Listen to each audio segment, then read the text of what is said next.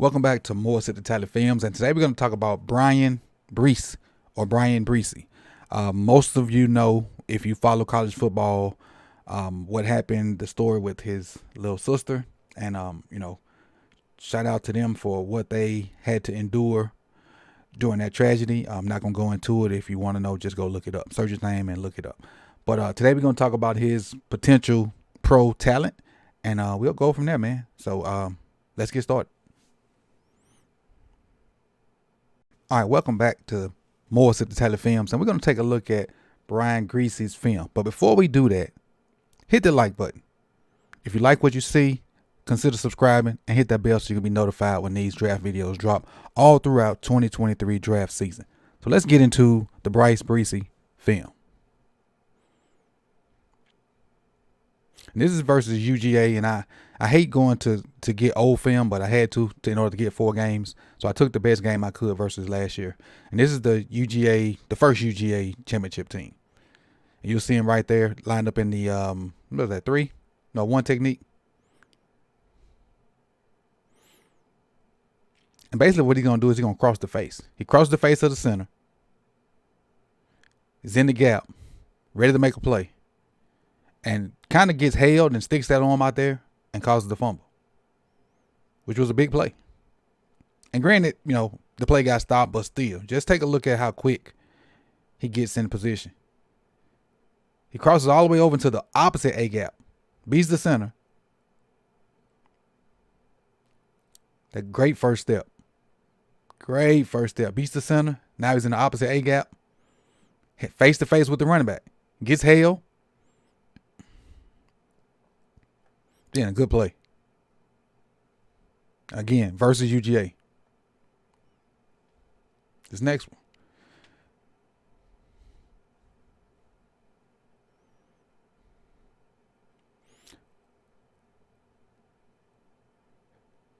Snap the ball. Another great first step. Outside leverage. Presses the guard down, or is that the tackle? Let me see. Presses the tackle down. So now you got 2 guys in 1 gap. You got 2 guys in C gap. I don't know if it's supposed to be like that, but it is. You got 2 guys in C gap. Gets underneath the puller. Right there to make the tackle. Now I'm gonna fault the guard. I'm gonna fault the tackle. The tackle was supposed to block 11 down. He didn't. But 11 did a good job of making that quick first outside step. Now you got 2 people in the same gap. But that's fine because you got 3 UGA players right here. I don't know if you can see these 3 hats. So that's it. It's not sound, but it is because of the way these guys are meshed up right there. You got 3 UGA hats right there versus a Clemson dude, versus 2 Clemson guys. So you got 2 guys in the same gap, but in this case, it's understandable.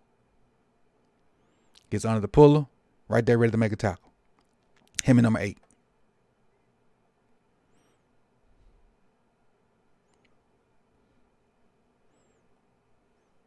Another versus Georgia. He's on the right side of your screen in 3 technique. Slides down to a 1 or a 2-eye maybe.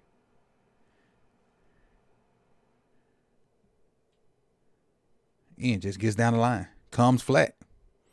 Good job. Wasn't really blocked. But the lateral quickness to get down the line and get to the running back behind that counter.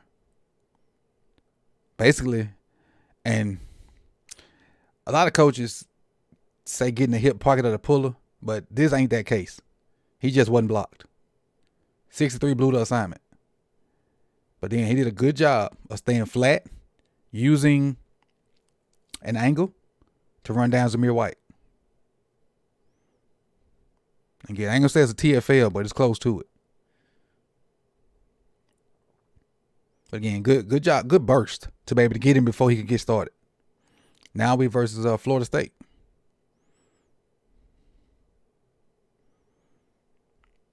Perfect, except for that. Perfect down that line. Right there. Perfect down this line. 71's trying to reach step him. He don't get reached. He matches that first step. Watch him match the first step with 71. See this right? Let me see if I can highlight it for you. That foot and that foot. Watch how they match. Boom. Now his head is great leverage. Head's on the outside, so now he's in his gap. But now because of what's going on beside him with the center and whoever 55 is, he's able to get over top of that and use 55 as a pick. So now he's free. Great position to make a tackle. Just got to finish. That missed tackle led to another 10 yards. Just got to finish. Still versus Florida State. And he was a little stiff on this play. I don't know if he hurt his knee or what, but he got a brace on. Let's see if he had a brace on before this. Yeah, he got a brace on that one. So maybe his knee's hurting, but he's a little stiff on this play. And this is one of the few times where I saw him just not look athletic. So he was kind of robotic right there. And missed the tackle again. But Jordan Travis is super duper slippery. I give him a benefit of the doubt in that case, but still he looks stiff. But Jordan Travis is one of the slipperiest cats in college football. They got a legit shot here in Tallahassee to do something next year. Legit. Most of the teams back, but we talking about Breese right now, not Florida State. I can't even realize I fixed my tongue to say that as a Miami fan. But they got a legit shot. But I like some of their coaches though. I'm cool with a couple of their coaches. They got some bros on the staff. So I wish them well next year. Versus Notre Dame. Now Notre Dame kind of gave them the business a little bit. Great first step. Again, ball get off is crazy for him. Boom. Already outside that gap. All the tackling you do is kind of turn and leverage him. Which he does. Kind of leverages him more out than I feel like he should. And allows the hole to widen out. Got to hold that point better. Which he's going to do a good job of on this next play, I think. He's going to do a good job of holding the point on this next play. And this is how it should look. This is how it should look. Outside step again. Now, no movement. Get that arm extended.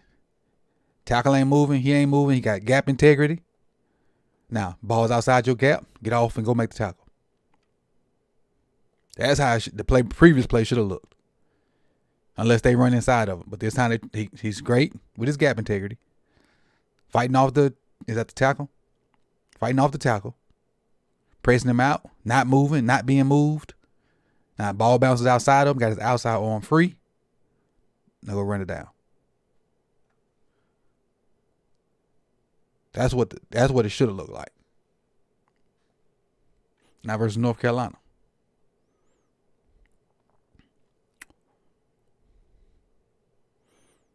Kind of gets washed down. Again, like that Notre Dame play I just talked about, he kind of gets washed down sometimes too far.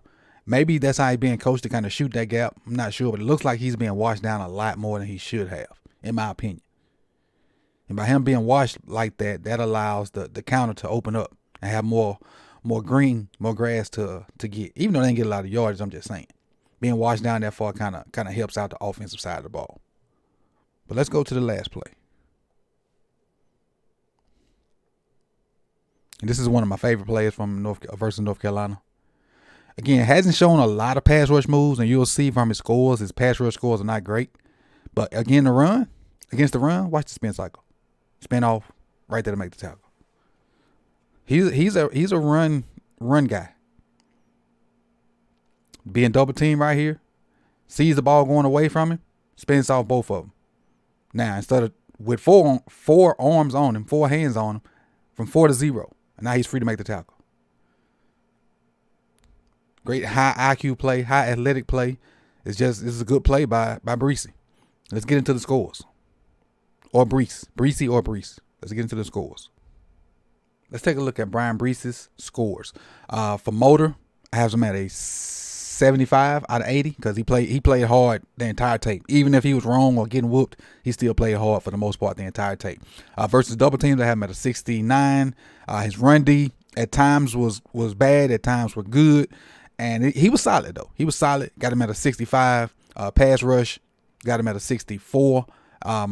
And short area quickness, which at times was good. And then when he had that brace on, it was kind of bad. So I don't know if he hurt his knee or whatnot during those games where I felt like it was bad, especially in that one play that I labeled stiff. He had a 68, which total not too far from Jalen Carter. He has a 68.2. So obviously he's the second interior D lineman I've done, so he'd be number 2 at this point. But total score of 68.2 from Bryan Breese, man, and I appreciate you guys for coming through.